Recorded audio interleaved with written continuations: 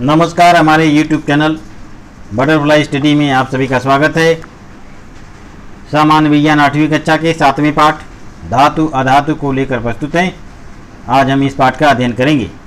थोड़ा याद करो, सामान्य रूप से तत्वों का वर्गीकरण कौन से 3 प्रकारों में करते हैं।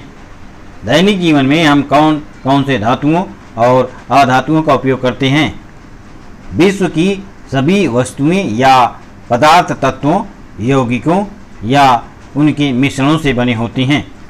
वैज्ञानिकों ने तत्वों का सामान्य रूप से धातु, अधातु और उपधातु, धातु सदृश इस प्रकार से वर्गीकरण किया है।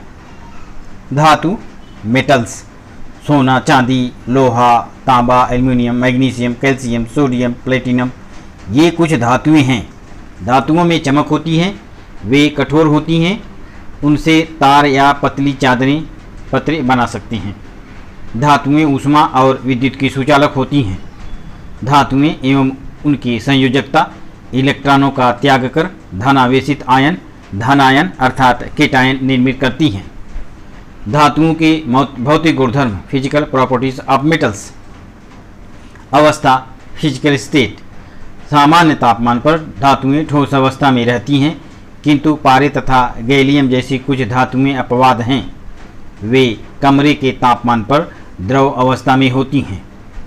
तुम्हारे रिश्तेदार के साथ किसी दवाखाने में जाने के पर डॉक्टर के पास तुमने रक्त दाब मापक देखा होगा। उसकी कांच की नली में एक धूसर रंग का द्रव देखा होगा। वह कौन सी धातु होगी? चमक, चकाकी। तुम्हारे घर के तांबे के बर्तन लो और उसे नींबू से घिसो और पानी से धो। धोने के पहले तथा धोने के बाद की चमक का अवलोकन करो। धातु के घिसे हुए या धातु के ताजे काटे हुए पृष्ठभाग से प्रकाश का परावर्तन होता है और वह धातु चमकदार दिखाई देती है। कठोरता, हार्डनेस। सामान्यतः धातुएं कठोर होती हैं, वे नरम नहीं होती। अपवाद, सोडियम और पोटेशियम नरम होते हैं, उन्हें चाकू से आसानी से काटा जा सकता है। तन्यता। क्या तुम स्वर्णकार की दुकान में गए हो? स्वर्णकार को सोने या चांदी के तार बनाते हुए देखा है क्या? छिद्र में से धातु खींचने पर उसकी तार बनती है। इस गुणधर्म को धातु की तन्यता कहते हैं। आघातवर्धता। एक कील लो उसे चबूतरे पर रखकर हथौड़ी से ठोकते रहो। कुछ समय पश्चात तुम्हें पतली चादर तैयार होती हुई दिखाई देगी। इस गुणधर्म को धातु की आघातवर्धता कहते हैं। ऊष्मा का संचलन।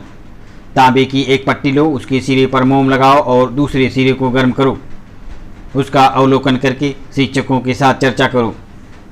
धातु ऊष्मा की सुचालक होती हैं। चांदी, तांबा, एल्युमिनियम ऊष्मा के उत्तम चालक हैं। विद्युत का संचलन। विद्युत के तार बनाने के लिए कौन कौन से धातुओं का उपयोग किया जाता है? धातुएं विद्युत की सुचालक होती हैं। सीसा एक अपवाद है। यह ऐसी एकमात्र धातु है जो ऊष्मा और विद्युत की सुचालक नहीं होती हैं। घनत्व। धातुओं का घनत्व अधिक होता है। अपवाद, सोडियम, पोटेशियम और लिथियम का घनत्व पानी के घनत्व की अपेक्षा कम होता है। लिथियम का घनत्व 0.53 ग्राम प्रति सीसी है। द्रवणांक और क्वथनांक, मेल्टिंग एंड बॉइलिंग पॉइंट्स। सामान्यतः धातुओं के द्रवणांक और क्वथनांक उच्च होते हैं। अपवाद, Hg, Ga, Na, K। ध्वन्यात्मकता, सोनोरिटी। तुम्हारे विद्यालय की घंटी किस धातु की है और वह कैसे कार्य करती है? धातुएं ध्वन्यात्मक होती हैं। अधातु, non metals. Carbon, sulphur, phosphorus कुछ अधातु हैं। सामान्यतः ठोस अधातु भंगुर होते हैं और उनमें चमक नहीं होती है। अधातुओं के भौतिक गुणधर्म, भौतिक अवस्था। Physical state. सामान्य तापमान पर अधातु ठोस, द्रव तथा गैस अवस्था में पाए जाते हैं। ठोस अवस्था CsP, द्रव अवस्था ब्रोमीन, गैस अवस्था H2N2O2। चमक, लशर। अधातु में चमक नहीं होती हैं। अपवाद, हीरा, आयोडीन की कैलाश। कुछ अधातु रंगहीन तो कुछ अधातुओं के विविध रंग होते हैं। कार्बन अर्थात कोयला किस रंग का होता है? कोयला काले रंग का होता है। भंगुरता। कोयला लो और उसे हथौड़ी से ठोको, क्या होता है देखो। ठोस अवस्था वाले अधातु भंगुर होते हैं, कुछ अधातु नरम होते हैं। अपवाद, हीरा। कार्बन का अपरूप सबसे कठोर प्राकृतिक पदार्थ है। चौथा, तन्यता और आघातवर्धता। अधातु तन्य व आघातवर्धनीय नहीं होते। ऊष्मा तथा विद्युत का संचलन। अधातु ऊष्मा तथा विद्युत की कुचालक होती है। अपवाद, ग्रेफाइट कार्बन का अपरूप विद्युत का उत्तम सुचालक है। घनत्व, अधातु का घनत्व कम होता है। द्रवणांक तथा क्वथनांक, अधातुओं के द्रवणांक तथा क्वथनांक कम होते हैं। अपवाद, कार्बन, बोरान ये ठोस अधातु हैं जो उच्च तापमान पर पिघलती हैं। इसे सदैव ध्यान में रखो। सोना, चांदी, एल्यूमिनियम ये उत्तम आघातवर्धनीय धातुएं हैं। सोने के 1/10,000 मिलीमीटर मोटाई के पत्ते पतरे तथा 1/5000 मिलीमीटर व्यास के तार बनाए जा सकते हैं। उपधातु, arsenic, As, silicon, Si, germanium, Ge, antimony, Sb जैसे कुछ तत्वों के गुणधर्म धातु और अधातुओं के बीच होते हैं। ऐसे तत्वों को उपधातु कहते हैं।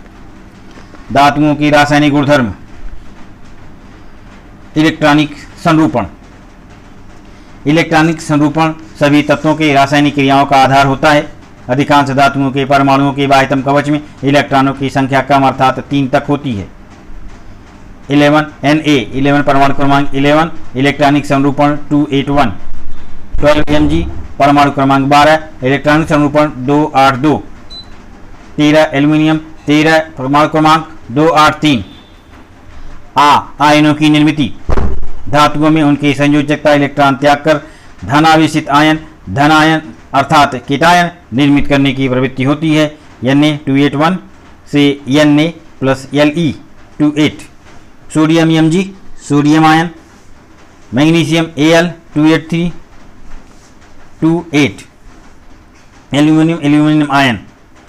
ऑक्सीजन के साथ अभिक्रिया। धातुओं का ऑक्सीजन के साथ संयोग होने से उनके ऑक्साइड निर्मित होते हैं। धातु धन ऑक्सीजन, धातु का ऑक्साइड। धातुओं के ऑक्साइड क्षारीय होते हैं। धातुओं के ऑक्साइड को अम्ल के साथ अभिक्रिया होने पर लवण और पानी निर्मित होती हैं। धातुओं के ऑक्साइड प्लस अम्ल, लवण धन पानी की अम्ल के साथ अभिक्रिया। अधिकतर धातुओं की तनु अम्ल के साथ अभिक्रिया होकर धातुओं के लवण निर्मित होते हैं और हाइड्रोजन गैस उत्सर्जित होती है। धातु धन तनु अम्ल से लवण प्लस धन हाइड्रोजन गैस परख नली लो और उसमें तनु हाइड्रोक्लोरिक अम्ल लो। बाद में जस्ते का चूर्ण डालो। परख नली के मुंह के पास जलती हुई दिया सलाई की तीली ले जाओ। जलती हुई तीली का अवलोकन करो, उससे आवाज़ आते हुए तुम्हें महसूस होगा। पानी के साथ अभिक्रिया। कुछ धातुओं की पानी के साथ अभिक्रिया होकर हाइड्रोजन गैस की निर्मित होती हैं। कुछ धातुओं की पानी के साथ तो कुछ की पानी की भाप के साथ अभिक्रिया होती हैं। उनकी अभिक्रिया का दर भिन्न भिन्न होती हैं। अधातुओं के रासायनिक गुणधर्म। इलेक्ट्रॉनिक संरूपण। अधिकतर अधातुओं की संयोजकता कक्षा में इलेक्ट्रॉनों की संख्या अधिक अर्थात 4 से 7 तक होती है। तत्व, परमाणु क्रमांक, इलेक्ट्रॉनिक संरूपण। N, परमाणु क्रमांक 7, इलेक्ट्रॉनिक संरूपण 2 और 5। O, ऑक्सीजन, परमाणु क्रमांक 8, इलेक्ट्रॉनिक संरूपण 2 और 6। क्लोरीन 17, परमाणु क्रमांक 17, 2, 8, 17। आयनों की निर्मिति। अधातुओं में उनकी संयोजकता कक्षा में इलेक्ट्रॉन ग्रहण करके ऋण आवेशित आयन, ऋण आयन अर्थात एनायन निर्मित करने की प्रवृत्ति होती है। Chlorine plus E, chlorine 287 chlorine और क्लोरीन का ion 288। O plus 2E, O 2 और 6, 2 और 8। ये हो गया ऑक्सीजन, उसका oxide ion. Nitrogen N plus 3E, nitrogen 2,5 और N 2,8, nitrogen nitride ion. Oxygen के साथ अभिक्रिया। अधातु ऑक्सीजन के साथ अभिक्रिया करके ऑक्साइड निर्मित करते हैं। अधातु धन ऑक्सीजन, अधातु के ऑक्साइड। अधातु के ऑक्साइड अम्लीय होते हैं। वे क्षारकों के साथ संयोग करके घुलनशील लवण और पानी निर्मित करते हैं। C plus O2 equal CO2, CO2 plus NaOH, NaCO3 plus H2O।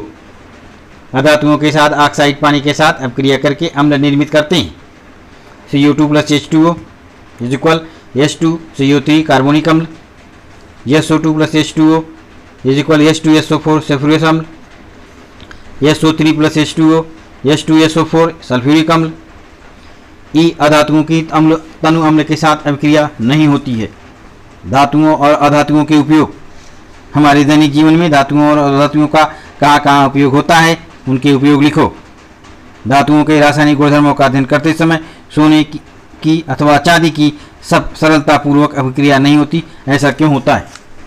राजधातु Nobel metal, सोना, चांदी, प्लेटिनम, पैलेडियम और रोडियम जैसी कुछ धातुएं राजधातुएं हैं। वे प्रकृति में तत्व के रूप में पाई जाती हैं। उन पर हवा, पानी, ऊष्मा का सरलतापूर्वक परिणाम नहीं होता है।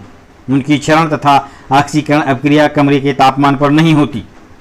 राजधातुओं के उपयोग: सोने, चांदी और प्लेटिनम का उपयोग मुख्यतः आभूषण बनाने के लिए किया जाता है। चांदी का उपयोग औषधियों में किया जाता है। सोने चांदी के पदक भी तैयार किए जाते हैं। कुछ इलेक्ट्रॉनिक उपकरणों में चांदी सोने का उपयोग किया जाता है। प्लेटिनम, पैलेडियम इन धातुओं का उपयोग संप्रेरक के रूप में किया जाता है। सोने की शुद्धता, प्योरिटी ऑफ गोल्ड। स्वर्णकार की दुकान पर सोने का भाव पूछने पर वे अलग अलग भाव बताते हैं, ऐसा क्यों? सोना एक राजधातु है तथा प्रकृति में तत्व के स्वरूप में पाया जाता है। 100% शुद्ध सोने का अर्थ 24 कैरेट सोना। शुद्ध सोना नरम होता है, इस कारण शुद्ध सोने से तैयार किए गए आभूषण दाब के कारण मुड़ जाते हैं या टूट जाते हैं। इस कारण उन्हें स्वर्णकार तांबा या चांदी की निश्चित अनुपात में मिलाते हैं। आभूषण बनाने के लिए 22 कैरेट या उससे कम कैरेट के सोने का उपयोग किया जाता है। सोने की शुद्धता कैरेट तथा प्रतिशत: 24 कैरेट प्रतिशत 100, 22 कैरेट 91.66, 18 कैरेट 75%, 14 कैरेट 58.33, 12 कैरेट 50% और 10 कैरेट 41.66%।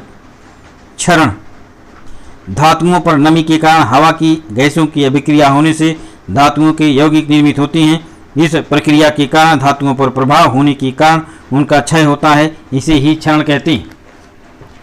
क्या तुम जानते हो अमेरिका के न्यूयॉर्क शहर के पास समुद्र में स्वतंत्रता देवी की मूर्ति है। वास्तविक मूर्ति का पृष्ठभाग तांबे से बनाया गया है, परंतु अब वह हरे रंग की दिखाई देती है। उसका कारण यह है कि हवा की कार्बन डाइऑक्साइड और आर्द्रता की तांबे के साथ अभिक्रिया होने से हरे रंग का कॉपर कार्बोनेट निर्मित हुआ है। यह क्षरण का एक उदाहरण है। सूची बनाओ तथा चर्चा करो। तुम्हारे दैनिक जीवन में क्षरण के उदाहरणों की सूची तैयार करो। लोहे पर ऑक्सीजन गैस की अभिक्रिया होने पर लाल भूरे रंग की परत निर्मित होती है। तांबे पर कार्बन डाइऑक्साइड की गैस की अभिक्रिया होने से हरे रंग की परत निर्मित होती है। चांदी पर हाइड्रोजन सल्फाइड गैस की अभिक्रिया होने पर काले रंग की परत तैयार होती है।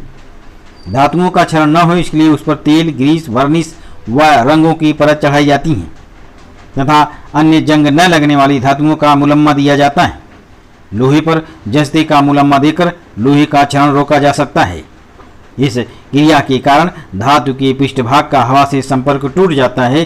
फलस्वरूप रासायनिक अभिक्रिया घटित न होने के कारण क्षरण नहीं होता है। मिश्र धातु: दो या अधिक धातुओं के अथवा धातु और अधातुओं के समांगी मिश्रण को मिश्र धातु कहते हैं। आवश्यकता अनुसार घटक तत्वों को विविध अनुपात में मिश्रित करके विविध मिश्र धातुएं तैयार की जा सकती हैं। उदाहरण: घर में उपयोग में आने वाले स्टेनलेस स्टील के बर्तन लोहे और कार्बन, क्रोमियम, निकेल से बनी मिश्र धातु हैं। पीतल नामक मिश्र धातु को तांबे और जस्ते द्वारा बनाया जाता है। कांसा नामक मिश्र धातु को तांबे और टीन से बनाते हैं। क्या तुम जानते हो दिल्ली में कुतुब मीनार परिसर में लगभग 1500 वर्ष पूर्व तैयार किया गया लोह स्तंभ है। इतने वर्ष हो जाने के बाद भी वह स्तंभ आज भी चमकदार हैं, क्योंकि उसे हमारे पूर्वजों ने मिश्र धातु से निर्मित किया है। उसमें लोहे में अत्यल्प मात्रा में कार्बन, सिलिकॉन, फास्फोरस मिश्रित किए गए। क्या तुम जानते हो सस्ती कीमत के स्टेनलेस स्टील को बनाते समय कभी कभी महंगे निकेल के स्थान पर तांबे का उपयोग किया जाता है। तुमने कुछ स्टेनलेस स्टील के बर्तनों पर खड़ी चीरें देखी होगी, उसका कारण यह होता है। चर्चा करो। तुम्हारे घर कबाड़, रद्दी वस्तुएं ले जाने वाले आते होंगे कि वे कबाड़ ले जाकर क्या करती हैं, उनकी क्या आवश्यकता है। इसी प्रकार से हमारा ये पाठ समाप्त होता है। धन्यवाद।